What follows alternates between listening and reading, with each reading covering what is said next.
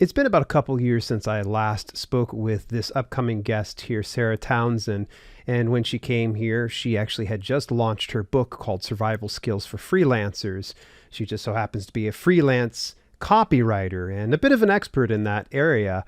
And so in that interview, a lot of people got confused thinking that it was copywriting as in holding a copyright to a book, as opposed to copywriting, the actual art of ad copy and copywriting itself. I had to kind of physically do this as if anybody can hear that on the audio podcast. Well, when she had reached out to me earlier this year, she had explained that she was going to be making a massive pivot from talking to freelancers to talking to people that generally are, writers and those that are wanting to improve their ability to write itself. And this actually is what brings her in to talk about the little book of Confusables. Now, I have to actually look off to the side of the screen because I can't remember specifically what her subtitle was. Simple spelling and usage tips to help smart people avoid stupid mistakes. You're going to find Sarah's just a hoot and you're going to enjoy this interview. So without any further ado, oh yeah, by the way, go get her copy of Confusables. Go to dalelinks.com/Confusables. Hey, let's get to the interview. So Sarah, it's been about 2-3 years since our last interview? Yeah, maybe 2 years probably since the first book came out. It's pretty crazy because and if anybody has not had the opportunity to go and see the interview where we talk about copywriting, as in writing with a pen or, word, not necessarily copyright. It was so funny. We had so many, even when we addressed it in the video, we still had comments that came through going, how do I copyright my book? Trademark issues and that kind of thing. Yeah, no, nothing to do with that. I am not a legal expert. Yeah, it's more so ad copy. But yeah, your interview did really well. It was probably one of my more popular interviews. So I couldn't help but come back around to you when you discussed that you're going to be launching a book. And of course, by the time this launches, it's already going to be out. Give me a little bit of 411 on this new publication. Are we looking at another copywriting style book, or is this going to be something completely different? Well, the previous book was about freelancing, so how to get more enjoyment from self-employment. This is not about freelancing. This is about language, and this is going to be the sort of book that everybody needs to have on their desk. Like, whether you write for a living, whether you're a copywriter, an editor, if you're just a business owner, or more importantly for your audience, if you're a writer of books. How many times have you had to actually check online or go into your dictionary and look up words that sort of sound the same, that people are always confusing? Things like license and principle and principle, effect and effect. These words that sound the same, sometimes they sound the same, sometimes they don't. I've also got examples like imply and infer, acute and chronic. I can never remember those two. Poisonous and venomous. Things that really, actually, sometimes you might read through and flick the pages and go, do you know what? I didn't realize that for my whole life I've been getting this one wrong. It's that sort of thing. So it really is a book that's going to help you boost your vocabulary and sound smarter, avoid the embarrassing mistakes of writing things that, make you not look as smart as you actually are. This is pretty awesome. When you mentioned to me that it was going to be a complete departure from your last book, I was super intrigued. What was the inspiration behind going away from talking about the freelancing copywriting area to now coming over to language? Well, I have been a freelance copywriter and editor for 23 years now. So obviously language is a passion of mine. I'm naturally quite a nerdy person. And I find the differences in language super intriguing. And I'm also a bit of a collector. So since 2016, a few years after I first started on Twitter, I think that was 2012, I started sharing these, what I call hashtag Confusables. And can't remember if I mentioned the book's called The Little Book of Confusables. And these things, so things like, what's the difference between stationary, meaning stopped, and stationary, meaning paper and pens? How do people remember? What are the quick and easy and fun, memorable tips to help you remember the correct spelling to use? So I kind of came up with the idea of hashtag Confusables. And I guess since then, I've been collecting them. So I had this huge Word document. There was kind of collecting the wording that I shared them with. Some of them are a bit intentionally a bit meant to be amusing, like maybe you wouldn't confuse these two words, but it kind of gives you a bit of a chuckle. It makes you kind of feel like, oh yeah, I get that, like everybody loves a pun, right? So yeah, I guess I had the idea back as long ago as 2016. It's just not been ready, and I've not been ready until now. Actually, funnily enough, I actually remember going and meeting a local author for a coffee back in 2016 and saying, look, I've got this idea for this book, but I have no idea where to start. And this was obviously long before I found you and your channel, Dale. I kind of picked her brains about the self-publishing process and how it works with Amazon. And I just went away from this meeting just thinking, no way, Jose, like absolutely no way am I ready for this. It just felt like a minefield, total minefield. So I wasn't ready then. 2020, when I self-published Survival Skills for Freelancers, it kind of took off in a way that I had never anticipated. Like it's sold in 22 different countries, which just blows my mind. So that experience put me in a very different place, and having shared a lot of my Confusables kind of language lessons on my blog, sometimes I get like 5,500 hits on one particular blog with one Confusable each month. So wow. I just thought, yeah, I think I'm onto something. Everybody has spelling blind spots, however good you are at English. So yeah, I just think I think it's going to do well. What happened that you had looked at, let's say, because originally this person said 2016, you should do this, go for this Confusables book. Yeah. And if you fast forward some time later, you put out a book on survival skills for freelancers.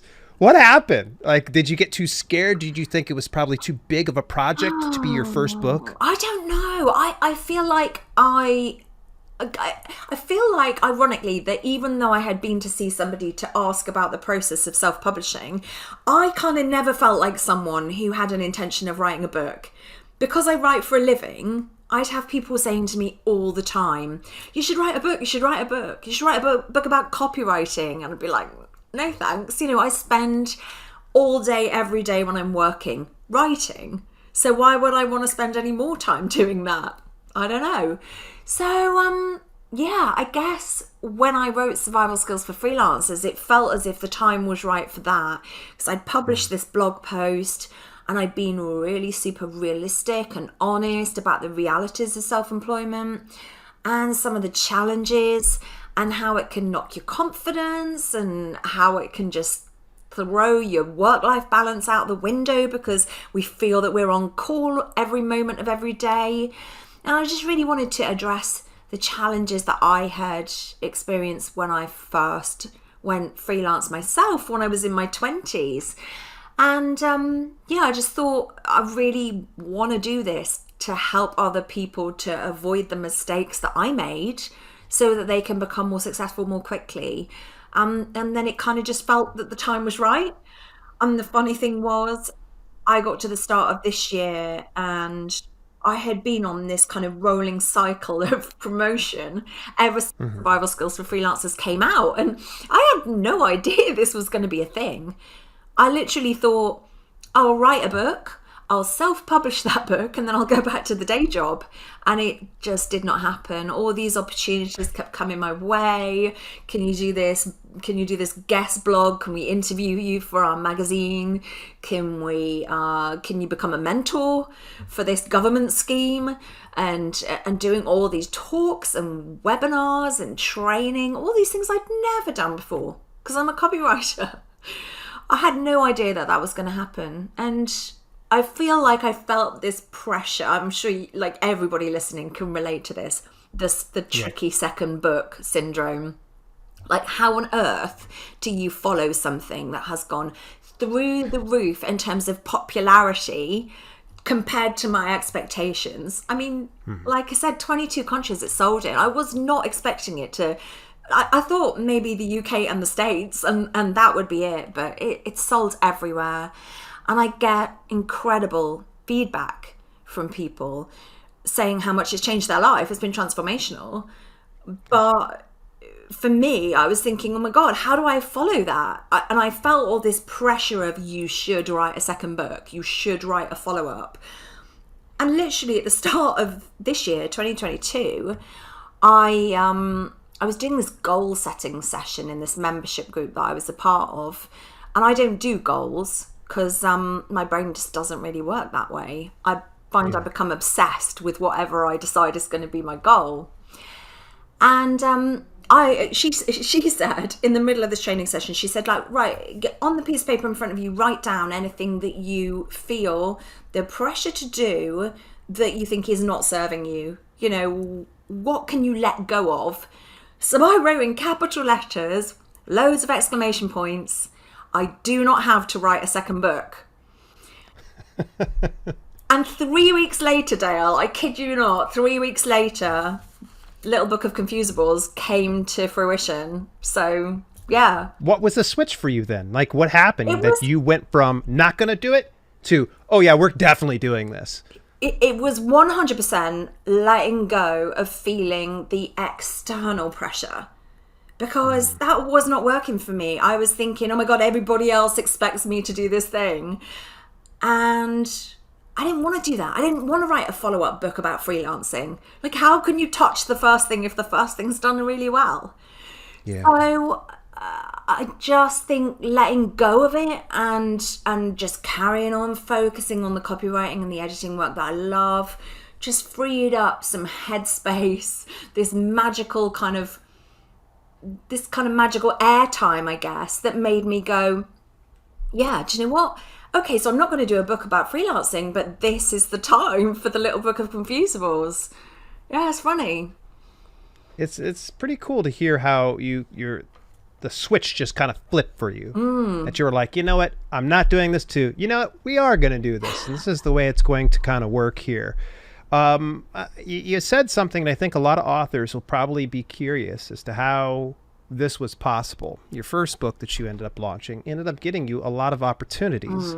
How did you land those opportunities? Did they reach out to you? Did you have contact information? Was there something within the book that said, hey, brands and sponsors, reach out to me? What did that look like? No, absolutely not. The one thing that I did have at the back of the book, and I would recommend this to anybody, particularly if you're writing nonfiction, as I did, I had kind of a next steps page where I said, if you've enjoyed the book, which I hope you have, then sign up for my newsletter so you can stay in touch with me. And obviously then I'm kind of data capture. I'm getting the information of people who are really interested in the stuff that I do. So I've grown my email marketing list it's still not huge, but quite significantly that way. And then I also said, if you want to read more about my copywriting career, then go to this website. If you want to follow me on Instagram, go here. And so I kind of included all the links. And then, of course, I asked everybody to leave me an Amazon review because that's really helpful. And I think actually sometimes when you don't tell your readers to do that, it's not naturally something they would think to do. And I think I'm up to about 370, possibly slightly more reviews for Survival Skills. And they're still the vast majority 5-star, 4.8 out of 5 average after 2 years. And yeah, almost 400 reviews. And that to me, I think is a super helpful tip for anybody who's thinking of self-publishing for the first time. Have that kind of next steps laid out, what you expect your readers to do or what you'd like them to do. But yeah, no, in terms of the opportunities that came my way, I just started talking about it. A lot of people are like, oh yeah, I don't really feel comfortable self-promotion, all this kind of thing. I thought, no, Really. Ignore that, because I'm not doing it for me. I'm not saying, hey, here I am, I'm this amazing copywriter, I've got nearly 30 years of experience. And I think it was just that I started getting this incredible feedback about survival skills, that I wanted to just do as much as I could to help the book reach as many people as possible, because I knew it was making a really big impact on the people who had read it. They were saying, oh, I've implemented your advice and I've been so much more successful and I feel so much more confident and I'm grasping these opportunities that I never would have had the confidence to do. I just wanted as many people as possible to get that experience. So since then I have discovered, because before I self-published, I had literally never done a webinar, never done a podcast interview, never done anything live on screen, literally. And I have discovered, as you can tell, I love it. I get energized by doing this kind of thing. I love chatting to people and helping others and all this kind of thing. So I've carried on doing that, but I didn't seek publicity as such. Maybe I should have done. Maybe it would have gone even further if I had, but I'm certainly not a PR expert. And yeah, I think the things that happened because my audience really got behind the book and they were all over social media shouting about it. And that was incredible. That's really cool. Now, looking at your first launch and now you're going into your second launch, what will you be doing for this book launch? And is there anything that you're doing differently? And what expectations do you have now? Okay, so I have a more realistic expectation of how it flips your life upside down for a while, because it is majorly full on, isn't it? It's so incredible that the launch process, there's so much to do, there's so much to think about. I'm more organized in that there are certain things that I didn't know to expect last time. I can't think of an example, but there are certain things that I have on my to-do list, like bam, bam, bam, do these things. But I think my key that I have to keep in my mind is don't let the book take over your life, because last time it 100% upended everything. I really took my eye off the ball with my copywriting, and I massively lost income as a result, because I'd have clients coming to me and going, oh yeah, I saw you on LinkedIn last week, or on your Instagram story saying that you're doing this interview and you're doing this training and you're doing this mentoring. Like, are you actually still doing copywriting? I was like, whoa, that was a bit of a... You set some bad signals. Some people thought differently. Yeah, 100%. So I am going to be super clear this time. I'm still doing the copywriting. I'm still loving transforming the documents and writing the websites and whatever it is. But this is my little side project, and now I'm bringing it to fruition. It's really cool to kind of see you go into this a little bit more lightheartedly. You brought your expectations back just a little bit.